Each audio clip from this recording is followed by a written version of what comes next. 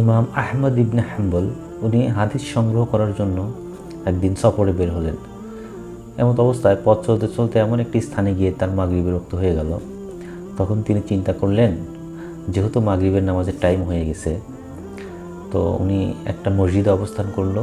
চিন্তা করলো যে এই মসজিদে নামাজ পড়ে রাতটা এখানে অবস্থান করে ফজরের নামাজ পড়ে আবার আমার গন্তব্যস্থলে রওনা দিব।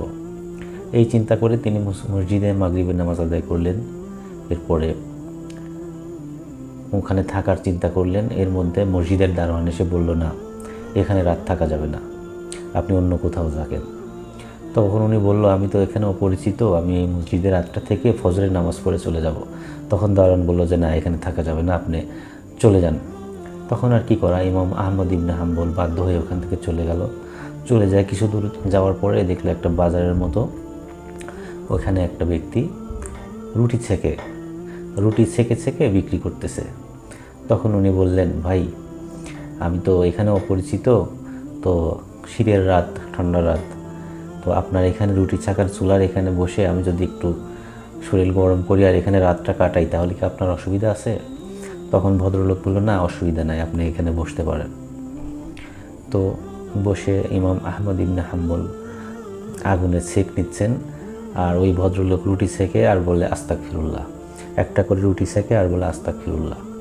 রুটি পাত্রে রাখে, বলে আস্তাগফিরুল্লাহ। প্রত্যেকটা কাজে তিনি আস্তাগফিরুল্লাহ বলে।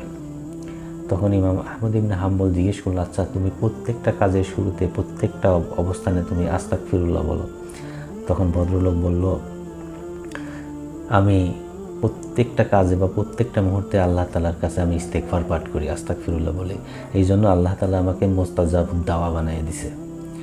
মুস্তাজাবুদ দাওয়া অর্থ হলো, ওই ব্যক্তি আল্লাহর কাছে যা প্রার্থনা করে, যা দোয়া করে, সেটাই কবুল হয়ে যায়।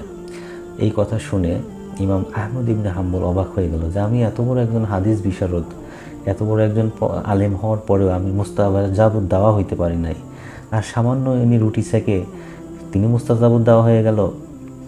তখন ওই রুটি ছেঁকাওয়ালা ব্যক্তি বলল, আমি আল্লাহর কাছে আমার জীবনে যা চাইছি সব কিছু কবুল হয়েছে, কিন্তু একটি দোয়া আমার এখন পর্যন্ত কবুল হয় নাই।